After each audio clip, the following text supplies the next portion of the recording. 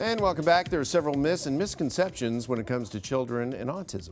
In her book, The Parent's Guide to Autism, author Carolyn Sharples provides practical tips and strategies to help support a child through major milestones and nurture their development. She joins us now, and you also help guide parents who all of a sudden are being exposed to a world they know very little about, and it's really quite the process to navigate through it all. Absolutely. Autism affects the entire family. So once a parent finds out that their child has autism, their primary focus is on that and finding interventions and therapies that can help them. So if you think about the everyday stressors that families go through, and parents in particular, like the everyday chores such as dinner preparation, homework, bedtime, all of these things are amplified when you have a child who has difficulty going to sleep and wakes up at 2 a.m. Parents begin this shift of sleeping where someone is up at 2 a.m. to ensure that their child is safe. You add to that the emotional strains and stressors of a family not being able to partake in activities as a unit together.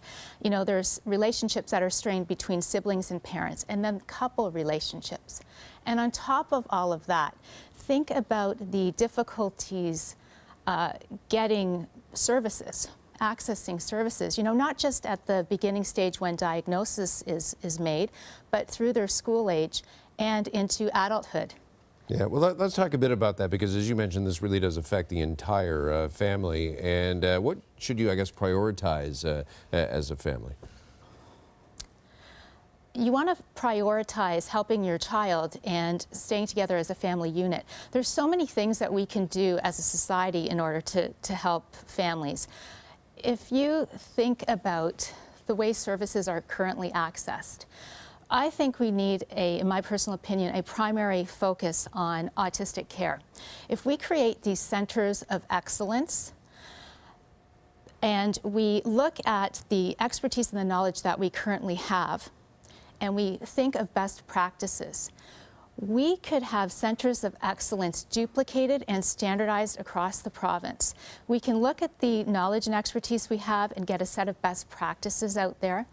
And having centers of excellence will eliminate the silo effect, and they will have and align objectives so that we can support our families and our children living with autism. Speaking of objectives and treating your child and getting the proper resources in place, when you do have a child with autism, should you set expectations or not at all? Milestones that you can check them off like we do even with non-autistic children with regards to growth and other intellectual abilities? I think what we need to know first and foremost is the developmental milestones. So if we suspect that our child from birth is not meeting those milestones, it would be important to know them. Setting goals and objectives, setting realistic goals and objectives, absolutely. The sky is the limit. Our children always surprise us. The kids that I work with never cease to amaze me in terms of their abilities and things that they're capable of. Mm-hmm. And Carol, talk to us a bit about what siblings can do to help a brother or a sister, because I have to imagine it's pretty tough on them as well. Absolutely. Open communication in a family is critical. Being flexible, and so many siblings are flexible. Mm-hmm. You know, supporting in all ways, and then going to groups and therapy groups for other siblings who are sharing similar situations. Is it important for parents to kind of explain to the others in the family what's going on and what's happening here? Because as we all know, kids can be so tough. They can be cruel at times, even to their own siblings. Absolutely. Actually, there was a story online surfacing over the weekend, and it was a family that was traveling on a plane, and one of the children had autism and was having a really, really tough time, and someone sitting nearby made a comment that wasn't the kindest comment.